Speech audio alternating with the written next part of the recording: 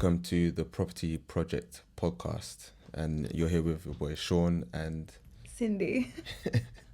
How are you? You okay? Yeah, I'm good. I feel like it's and gonna be an interesting start because I've not done podcasting before, but obviously you've done it. So Yeah. I mean, the podcast is different for everyone. I think it depends on the reason you're trying to do it and what value you're trying to give. Yeah. I think with this one, we're given obviously value about property, but from a different angle. I think we're not trying to explain how to do things. We're just here to just share our experiences. Yeah. Share our experiences, go through the little things that we have done right, that we haven't done right, create a space for people to come in and offer their values and opinions. Do you know what I mean? So that everyone else can learn. Just a whole space that people can learn about the route through property. So basically we're saying we don't know anything, but Pretty what we much, have practiced, then we can kind of share.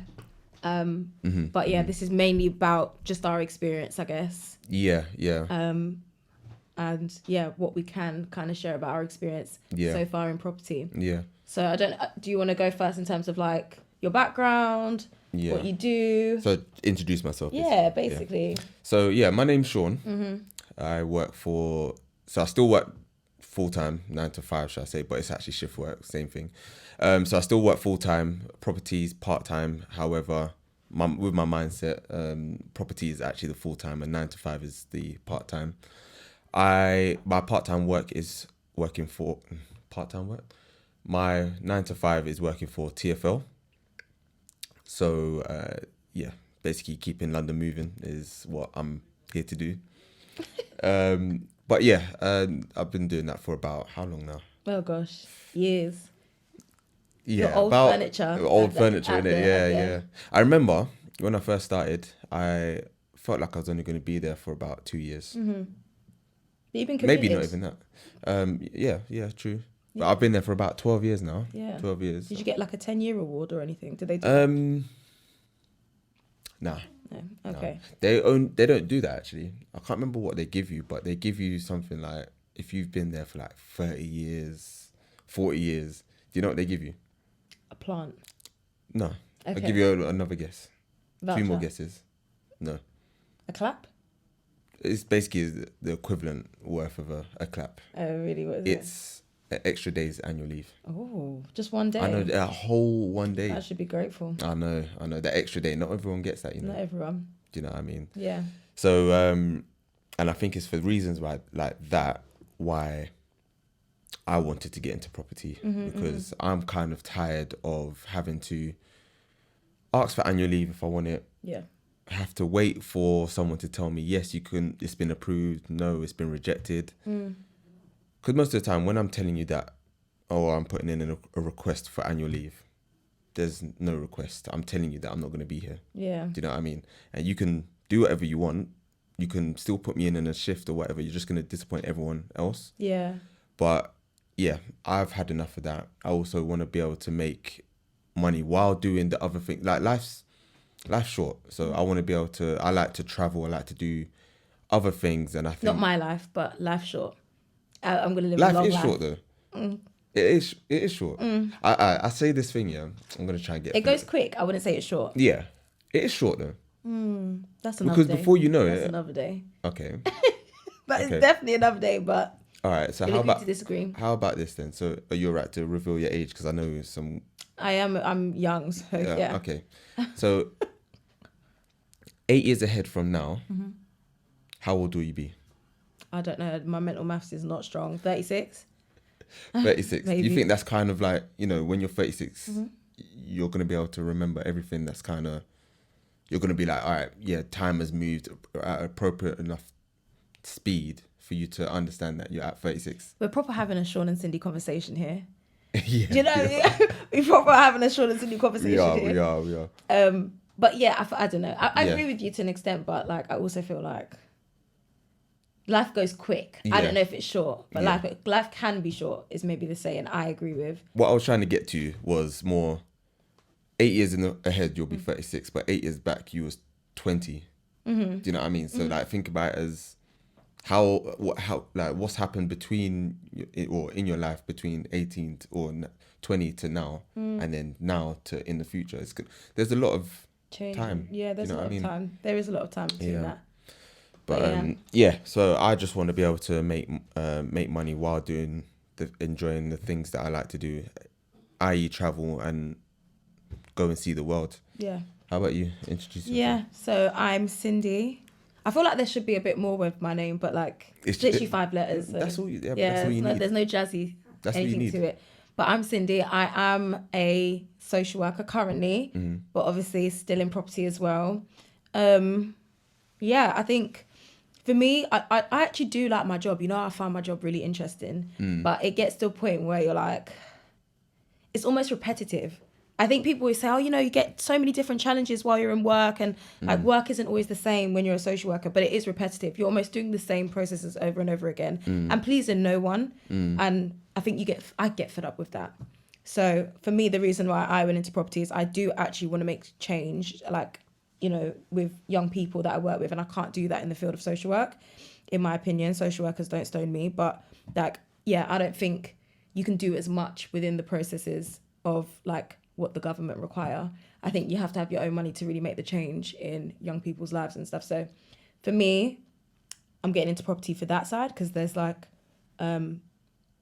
semi-independence and living spaces that young people can use, but I just don't think they're up to scratch. The ones that we put young people in at the moment, the care homes, I don't think they're up to scratch at the moment. You were saying you're an agency I'm an agency worker, so I don't have to necessarily ask for permission, but I don't get paid if I don't work. So it's more either way, like you kind of say, you have to ask to have that day off. Yeah. But you might still get paid, but that annoyance is having to ask. Mine is, I can take the day off, but I'm not going to get paid. Yeah. So, I just want freedom. I feel like I'm a little bit like rebellious. I don't like really people telling me what to do. Yeah. I always get into, like me with managers. I think social work, I think I've aced it. Do you know what I mean? Yeah. I think I've aced it. I feel good about the work that I do with families. I feel like I'm a good social worker, right? Some people might beg to differ, but majority, 90% of the families I've worked in would say, I'm a good social worker. So I think I've got that in the bag, but I really don't like my managers telling me what to do and how to run it with the families that I work with. And just working under someone sometimes is just really difficult. And it's not about like ego or anything. It's just, it's hard. It's going into a place of work and then knowing you can't say F you because you could get fired. Yeah. Whereas, but you like to have the objective given to you. So if someone tells you to go and get this done, but not dictate to you how to get it done, you get it done within your parameters, then that's what you like. Yeah. And I think that you can kind of do that in property. Yeah. And I think a key thing to say as well is like, you would know that because we are partners. I don't think we've explained that. Are we partners? Are we? Mm-hmm. Just about. Just about. We're partners in property as well. Yeah. Which is another level to it. I don't know. How do you find working with me? I was just about to ask you that. I was going to ask. Be nice. Don't be honest. Be nice, yeah. Be nice. All right. So, working with you... It's taking a lot of thought. Yeah, it takes a lot of thought. Keep hitting the mic. So working with you is changing in a way that I don't know if that's the best word. Careful. Yeah. I'm trying to be careful because off camera we still got to you gotta have that chat. No, but working with you is showing me a way to be able to conduct myself properly in business. I think not just business, in life, I think. Because I feel like sometimes I can get very in my head on how I want things to be done. And while also knowing that my way may not always be the best way, it's being able to accept that there's other points of views that need to be considered. And I feel like when you consider that and you're able to kind of dictate, all right, I'm good at such and such, you're better at such and such, so I need to be able to appreciate your lead more on other things, if that makes sense. Do you know what I mean? So, you know, when again, like we'll go into detail on this a bit later, but you're in charge of like communications and that with guests and stuff like that. That's not my thing. Do you know what I mean? But there's always a way that I want things to be done, but I have to kind of learn to be able to trust you with the responses that you have and stuff like that. By the way, I aced that. Yeah. That's my strength. So. But we'll go into that. But yeah, I think working with you is, I think, been for the better. I do think. I think going into this adventure, if I went in by myself, I don't think I'd be anywhere near as far as where we are. And not to say that we're far, but again, the journey is a marathon, isn't it? Do you know what I mean? So, yeah, I think it's been a 10 out of 10 so far. Good review. Yeah. I mean, I think for me, it's definitely where I love the fact that you come in with those strengths. Do you know what I mean? And it's a little bit of a lazy perspective, but where you are strong in terms of, you know, running numbers or when you go to the viewings, I know exactly who to put you with in terms of landlords. As soon as I speak to a landlord, I can kind of know who to pair you with and how you can kind of close those deals and stuff. It's kind of lazy work for me because I'm like, because he's got that under control. I don't necessarily have to, not that I don't have to learn it, but it's not a priority for me at the moment because I'm so confident that I know that you can do that side. Yeah. So yeah, like you said, if I went into business on my own, I don't think I know I wouldn't have got this far. So it's nice to be able to have someone to rely on, but also someone that you trust. Yeah.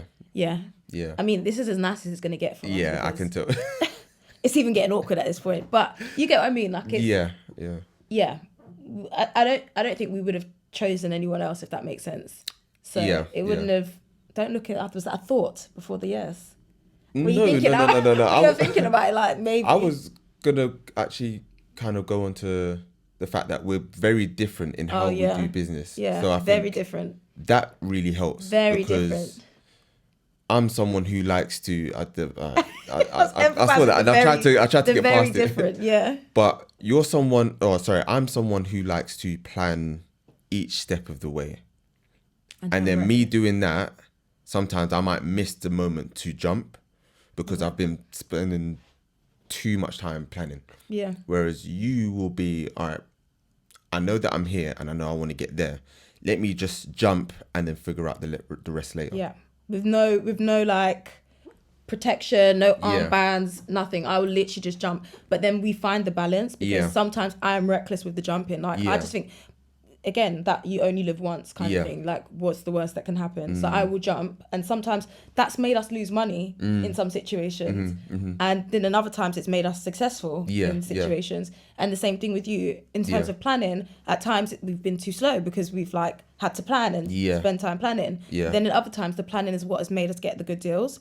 So I think we are definitely very different, and the smallest things that we argue about or disagree on shows how different we can be in business. And it tends to be the fact that I'm a little bit more spontaneous. And you got something to say? We've had this ongoing debate about who's the more spontaneous one. I can you know what it is? My outer personality doesn't show that I'm spontaneous, but in my head I'm reckless. You're more sensible, for sure. Yeah, and I can agree with that. I'm definitely like. But the thing is, the spontaneous things that you want to do don't make sense. So, I never said it had to make sense. Hold on. Before we go into therapy here, I do not consent. I just want you to know that. I'm just saying. So, the spontaneous things that you want to do, if I just agreed with you and just said, yeah, let's go and do it, then we'd end up with a lot of cuts and bruises. Yeah. But it wouldn't be dead. But then in fact, you would then second guess whether you actually want to do it, because you, like, say you might be comfortable and you'd be like, all right, I want to go to, just gonna throw out something, Scunthorpe. I don't even know tomorrow. Where that is. Let's just say I want to go to Scunthorpe and spend 2 nights in Scunthorpe. Let's go. And if I said let's do it, you're then gonna be like, all right, now I've got to pack. Yeah, because now I've got to do these things. Yeah, I know. So that's where I say that you're not spontaneous. Yeah, but that's where I do and then think later. Yeah. Whereas you think and then I will be like, which makes you not spontaneous. I'm down to do it. Yeah, you are. As long as it's a seamless process.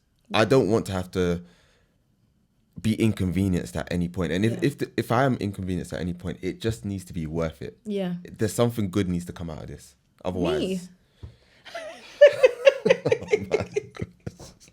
You know, but I mean, anyway, maybe as the podcast goes along, we can get a vote in place as to Yeah. who they believe to be the most spontaneous. We did a vote actually on our Instagram about who people thought was the most organized Yeah. out of us two. And they literally thought me. And I think that's just down to the fact that I'm a female, but I am not the most organized. yeah, there's a I'm lot the of least sexism in organized. this. Yeah, there There's was a lot of sexism in that. You were actually more organized, but I tie the knot. Because you some can overly organize yourself, and then I want things have to down scrape to a it T. back. Yeah, I want things done to a T, and I hate surprises or unexpected surprises. Do you know what I mean? So that inconvenience. that Otherwise, you inconvenience do me. like surprises. Yeah.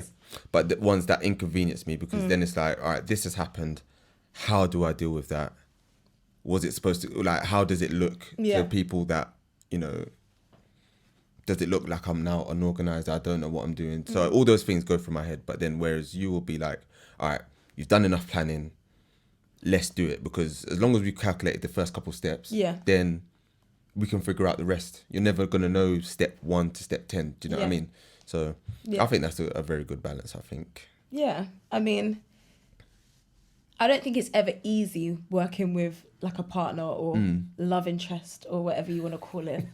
But the fact is, I actually think it's made us a lot better in our arguments as well. Because like, just in terms of personal and business, a lot of the advice that I would get when I sell people that we're in business together is like, remember to separate personal and business. But actually, I think the fact that we do link it in quite a bit has reduced a lot of our arguments. Yeah. And then we kind of, it's not that it's an emotionless response to like arguments, but now we're very much so logical. It helped me to become more logical because I'm so emotional as like, I wouldn't say I'm an emotional person. Maybe it could be. I keep flicking the mic and I need to be careful.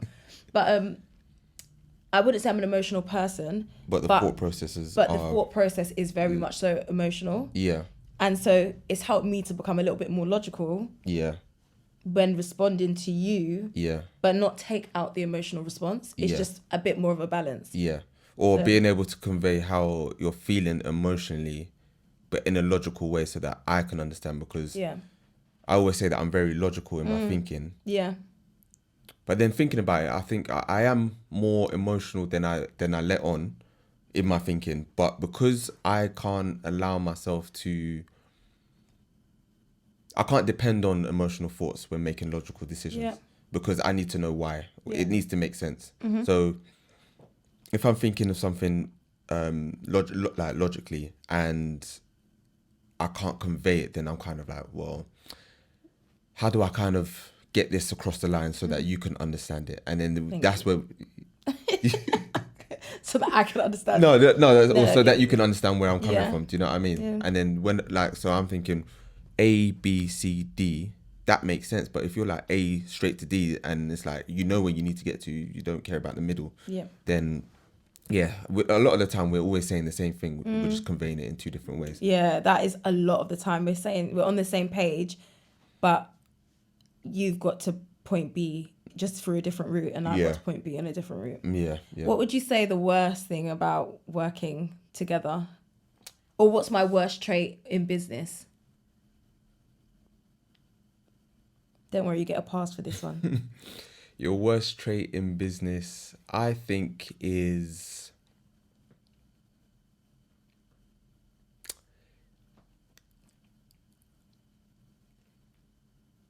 getting too attached to the clients. Oh yeah, I know. I would agree. Getting too attached to the clients. Taking things personally. Yeah. So the reason why I say this is because there's times where you may be working with a client and either because you've grown a rapport with them, you tend to do things for them that, you know, really and truly you need to be invested, or you need to pay us money for it. Yeah. Do you know what I mean? Yeah. And not Facts. and it's not a thing where I'm like, no, I'm all about the money. No, that's not what it is. It's more the fact that sometimes we always go above and beyond for everything that we do. Yeah. And sometimes you go above and beyond to the point where you're putting yourself out at our detriment. And it allows people to then kind of in a sense, take the piss Yeah. in their position that they're in. Yeah. And sometimes that's where I'm kind of like, I would have done that without getting this kind of assurance from them. Do you know what I mean? Sometimes we're sourcing deals from, or we started out like sourcing deals for people who hadn't given us not even money, but just some sort of assurance that they did want to work with us. Yeah. So then we've had situations where, like, I don't want to say his name, but the guy who had a portfolio of like, I think 1.2 Oh, mil. yes. Yeah. And he basically made us jump through these hoops, then to turn around, and when we then, it's now coming to the sourcing fee side of things, to then flip the script like we didn't mention this to you from before. Yeah. So the outcome would have been different if we just handled that a bit differently. But again, I think that's something that's not even a major thing, to be fair. I think it's just a little observation. Yeah. But what about Something you? to work on. Yeah. What do you think I'm gonna say? I don't know because I'm just great at everything. Okay. Okay. It's the priorities, isn't it? Or is To be fair, that is actually one, you know. But do you know, I can understand. I don't think that's your. Yeah, I've got. Do you want me to reel them off? I can reel them off, you know. Yeah, go ahead. I don't think that doesn't. I mean, I think we just disagree about what is on our priority list, which each individual is going to have a difference of opinion about what's a priority to them. Do you know what I mean? Yeah. So that doesn't really. I mean, it's triggering, but I mean, it doesn't bother me like heavily. Do you know what I mean? Yeah. I do think. I think your stubbornness. But in what sense, though? Oh. I didn't question your response. I'm trying to learn here. Are you trying to learn? I'm trying to learn as ammo? for the betterment ammo? of the business. Okay, really? Okay. Yeah, of course. Okay, yeah. Well, I mean, I guess when we have a difference of opinion, I always think that it's easier for me to see your side, but you take like 2 business working days. Do you know what I mean? And that can be, because then sometimes I feel like we can miss things because I'm waiting for you to kind of be like, actually, yep, I do see your point. But in the same breath, I always say your stubbornness actually is a lot of the time what gets us to where we need to be, because you're so sure of what you feel needs to be done. Yeah. Do you know what I mean? But yeah, that shift, maybe if it just takes 1 business day, Yeah. you know? Yeah. I could compromise with that, but the 2 working business, it's a bit long. Yeah, I understand that, because I feel like as a person, sometimes when we are having these discussions, it's a mixture between trying to get out what I'm trying to portray and then also understand what you're saying. And then at that time, in that moment, I can't commit to, like, again, if this was a deal, I can't commit to giving you an answer do you know what I mean? At that time, I need to go back, run the numbers, have a think whether what you said made sense and I can understand it, or what I said was making sense. Yeah. Or why we can't, just again, go through the process of like why we're not really arguing or we're not agreeing with this situation. Yeah. And then I'll kind of be like, all right, cool. I get that part. I don't really get that part. So next time I come to you, I'm going to say that, I understood that part, but I don't really get this part. And then we'll probably hash out that part. And then before you know it, we've come to an agreement of how we're going to move past it. So I do think overall it's helped us. No, it has. And so much so that we have got a portfolio at the moment of properties. Yeah. Our main background is the rent-to-rent strategy, which some of you may know already, some of you might not know. And the rent-to-rent strategy is obtaining properties through a landlord, legally through your company, and then renting it out to other companies that you work with through getting direct bookings or listing it on Airbnb, booking.com. Yeah. We focus mostly on business clients rather than like your typical like holiday lets. Yeah. Because I think that's where the money is, and it's safer that way. You're more secure in terms of your property. Yeah. Damages, things like that. We have mainly most of our properties in Reading, then our own property in South London, and then one other property in Brighton, which was a joint venture with a family member of ours. Yeah. So far it's been really successful. We did have one in Manchester. We did, yeah. Which we're going to touch on in a later episode. Yeah. Because so we no longer have that one. Yeah. And that's a story for itself. Yeah. And we actually might bring the people that we did the joint venture with. Yeah. To have this little discussion, because I don't think we've actually properly discussed it, but that's for another time. Yeah. But yeah, we've acquired those portfolios, and then we've sold some deals as well. Yeah. For those who don't know what like deal selling is, it's when you find a deal sourcing. Deal sourcing. When you find a deal for an investor, so an investor might be looking for land or a rundown property, and they want to fix it up and get the returns for that. Or they're looking for a rent to serviced accommodation, which is like the Airbnb style accommodation that we just spoke about, that we have. And we find those, and obviously we charge a fee for it, and then we make sure that our investors are happy with it, and then they move on with their portfolio in terms of growing their portfolio. So those are some of the things that we've done, and I'm sure we'll go into more depth in like another episode. Yeah. But we've managed to do that within a year, whilst working 2 full-time jobs. Yeah. Both demanding, both serious roles. But I think we've enjoyed it. We just make it work. You have to make it work. If you want to make this money, you have to make it work. Yeah, this money's not just going to come to you, you know. Yeah. It's not going to decide, I'm going to come to you. I'm going to go into your wallet. I'm going to go into your plastic card. No, you have to work for it. And then when you get that respect from it, then it'll be like, all right, cool. I'm going to come to you in abundance. Yeah. That's how I feel. We just enjoy business, I think. I think because we started with candles, didn't we? Yeah. And we didn't, I think the reason we struggled with candles, although we really enjoyed doing it and we want to get back into it. We didn't understand business. Yeah. And I think one thing before you get into property is like, you need to understand business. And one thing that property will teach you is understanding business. I think it's such a good way to know how to structure things. Business is, it's the foundation before you do anything. No matter what your interest is, no matter what your passion is, if you want to make it a successful business, you have to understand business. You have to understand the art of people. Yeah. I think knowing people is an art as well. And I think that's what's helped us now. So when we go back to do our candle business, we now have a foundation of what business actually looks like. Yeah. 100%. 100%. Because we started off, when we started doing the business, or the candle business, we just enjoyed making them. Oh God, yeah. So and then we was like, okay, we've enjoyed making them. A couple of people said that they liked the candles or the quality of the candles that we were doing. Why not try and sell them? So then we were selling them privately. Then someone said, we can sell them online. So then we went to sell them online. And again, going through that whole process and making mistakes again, when you make mistakes, I believe that you never, unless you take the lesson that's learned from it, you never lose. Do you know what I mean? You only learn. So I think that we were learning from that, because now when it comes to the next time that we've got to do that, I know that whatever space, how long was we doing it for? About a year, would you say? Yeah. So however like much growth that we did in a year, I know that when we go back, we're just going to bang that out in like a month. And it's so interesting. Both of the businesses started in November.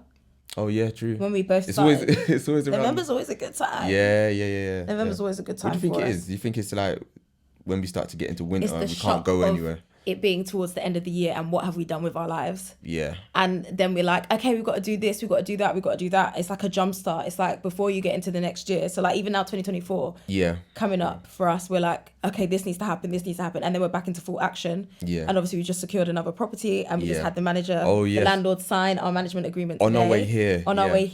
So like that one was I don't know. Do you know, again, we do this thing where we have we get a success, but we don't really celebrate it because we're already like, what's next? Because we actually just signed. We haven't got the keys yet, but obviously we need to go and get the keys. But a landlord has just signed a management agreement. Yeah. And that's a big thing. Yeah, it's a huge thing. Another one added to our portfolio. Yeah, it's probably our biggest property yet. Yeah, in terms of rooms. Yeah. And I can't wait to get started on that one. And we did that one with an investor, but we'll definitely, with a JV partner, joint venture partner. But we'll definitely get into our properties and break that down into another episode, I guess. Yeah. I guess to kind of round up this episode, what can the people kind of get from this podcast? What are they going to be, when they're watching us, what are they going to receive from this? Yeah. What's the point of watching us? So I think firstly, we're planning to, the episodes will be only like about half hour. So they're being quick and easy, bite-sized little bits of information that, you can enjoy. But also, I feel like you can get, you can get the serious parts that you can pick out. You can get the unserious sides of us that you can pick out as well. Again, as Cindy said before, we don't know everything. we're here to just explain or just talk about our journey in property, talk about it with other people who are in similar positions that have just started out or looking to get started in property, and also create the space for people who do know everything and have gems to share, to be able to share that with us and in turn share that with other people. Do you know what I mean? So just create a safe space, and nothing's ever a silly question when you're trying to learn. Do you know what I mean? So just understanding how to. Yeah, I'm with you. Yeah. I think for me, the main focus is it not being as serious as property feels like sometimes. So I think definitely being able to share the gems that we do have, that we think we've created. Yeah. But also like it being a fun space. And like I think we're just getting warmed up today. Yeah. But I can't wait for people to see cold our... right now. It's cold. Yeah, we're trying to get warmed up today. But yeah. I feel like I'm excited for people to see our personalities. Yeah. And for the people to actually see how different, but also how similar we can be. Yeah. I think that would be exciting. And also hopefully to like have guests on who do this for a living. Yeah. That we kind of are inspired by or, you know, run things a little bit differently to how we run it. Yeah. Just, getting a wide range of people in property on this podcast to really show what so many people are doing out there that's not really spoken about, to be honest. Like it's all about networking, isn't it? Do you know what I mean? And what I've noticed is that sometimes you look on Instagram, for example, because that's the like platform that we use a lot. You go on Instagram, you see someone with like how many thousands of followers or whatever, and it turns out that maybe their knowledge of, let's say, property, for example, doesn't reflect that. But then you'll see someone with like, you know, no pictures, no posts, got like just 100 followers, but you'll find out that they've got a portfolio of like 100 properties or plus. Do you know what I mean? And it might just be a thing that sometimes they're just so busy that they haven't got time to do social media. So the more people you meet, the more people you're able to network with and expand and pick their brains and pick the gems and you know, put it all together. Yeah. The aim is to share knowledge. Yeah. And hopefully you've just got to know us a little bit in this podcast today. But yeah, I mean, we'll be coming back for episode 2. Yeah, we hope to keep consistent with it. Yeah, 100%. Consistency is key with everything. 100%. And hopefully they'll be able to stay tuned for the next one. Yeah. Yeah. All right. Thank you for joining us, guys. Cheers.